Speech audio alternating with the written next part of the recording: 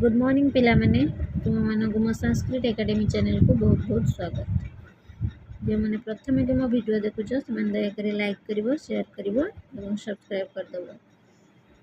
आमे पढ़िथिले नवम श्रेणी संस्कृत बहिर षष्ठ अनुच्छेद जाके पाठ करथिले, ओडिया अनुवाद करथिले और अभ्यास कार्यक्रम को मध्ये करथिले। वर्तमान पढ़िबा सप्तम अनुच्छेद टिको पाठ करिबा एवं ओडिया अनुवाद करिबा। अस्मान् परितः यत् अस्ति तदेव परिवेशः। आम चारिपाखरे जहाँ अच्छी ताहा ही परिवेश। विशेषतः अरण्य जल पवन प्रभृतय प्राकृतिकः परिवेशस्य मूलम्।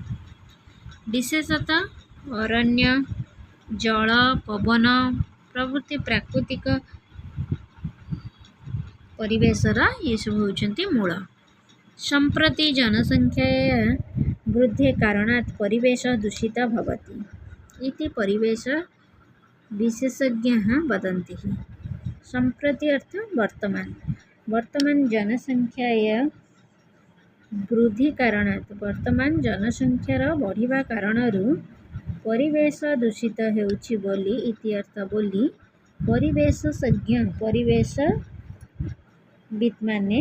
परिवेशविद माने कहन्ति। अविवेकिता वदन्ति निरक्षरता अविवेकिता स्वार्थपरता च परिवेश प्रदूषणस्य मुख्य कारण। परिवेश प्रदूषणर मुख्य कारण गुड़िक कौन है? निरक्षरता अविवेकिता एवं स्वार्थपरता परिवेश प्रदूषणर होउछि मुख्य कारण अटे। पूरा अर्थ पूर्व काल रे जना लोक माने वृक्ष छेदनम पापमिति अचिंतयत। पूर्व काल रे लोक माने गछ को काटिबा को पाप बोली चिंता करुथिले। अतः अर्थ एणु जना लोक माने आम्र बिल्व पनस बट पीपल प्रभृत्यान वृक्षान अपूजयन। एणु लोक माने आंब बिल्व अर्थ बेल पणस गछ बर पीपल प्रभृति गछ को पूजा करुथिले। लोक माने कोन आगे गछ काटिया को पाप बोली भाबुथिले, सेति से माने ई गछ को सब पूजा करुथिले। जले वरुण देव निवसन्ति इति ज्ञानेन तत्र आवर्जनादिकं न आक्षिपन्। जले वरुण देव निवसन्ति जल रे वरुण देवता वास करन्ति बोली ज्ञानेन तत्र आवर्जनादिकं न आक्षिपन्। जल रे वरुण देवता वास करुछन्ति बोली जानी सेठार अलिया आवर्जना को पकान्ति नाही बा पकाउ नथिले। सम्प्रति मानव धन उपार्जनाय बहु संख्यकानि शिल्पागाराणि स्थापयन्ति। सम्प्रति अर्थ वर्तमान मानव अर्थ लोक माने धन उपार्जन करिबा पई बहु संख्यक कल कारखाना सब स्थापन कलेनि। वृक्ष अंगारकाम्लं स्थापयन्ति तेभ्य शिल्पागारेभ्य निर्गत धूमराशि वायुमंडलम दूषयति। सेठारु से शिल्प कल कारखाना बाहरुथिबा धुआं जो निर्गत धुआं जो भूमंडल बा वायुमंडल प्रदूषित करुछि।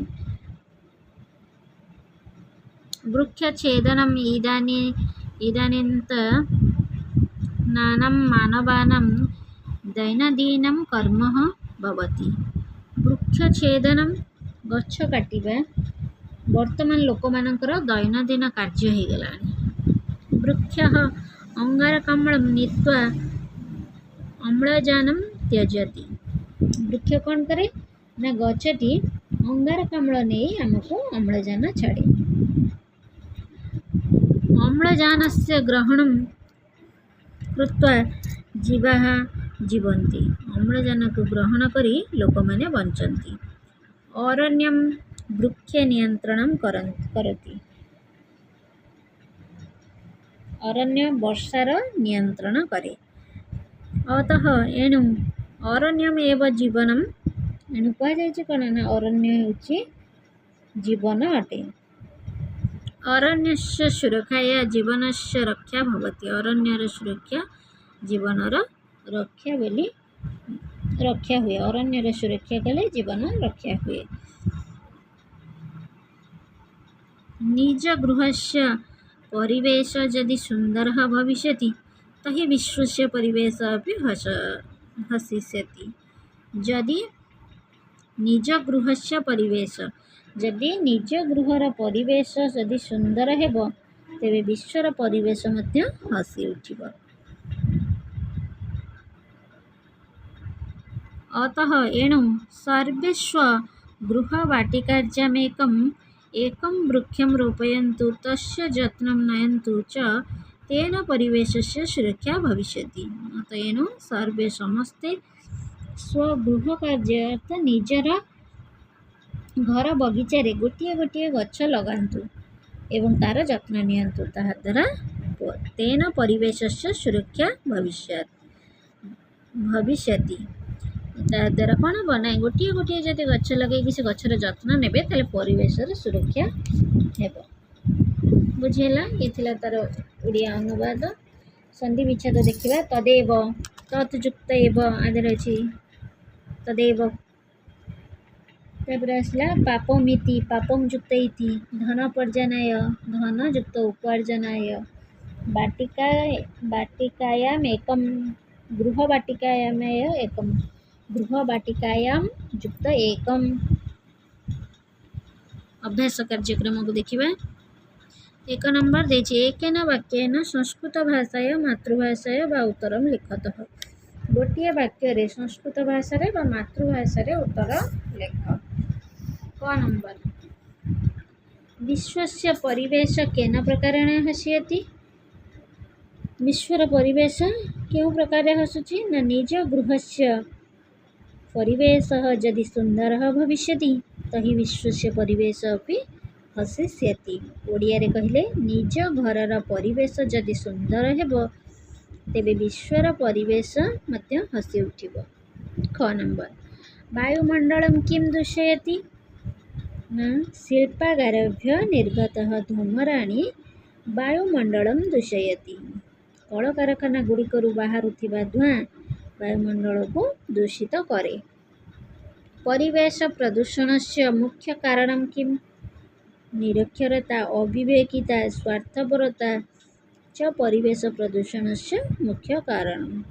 निरक्षरता अविवेकिता और स्वार्थपरता होचे परिवेश प्रदूषणर मुख्य कारण अटे। 2 नंबर एकेन पदेन संस्कृत भाषा मातृभाषा वा उत्तरम लिखतः। क नंबर पूरा जना किम पापमिति अचिन्तयत् वृक्ष छेदनम गछ काटिबाकू। क नंबर जले क देव निवसन्ति जले वरुण देवः निवसन्ति वरुण देवता वास करन्ति। जीवा किम गृहीत्वा जीवन्ति अम्लजानम।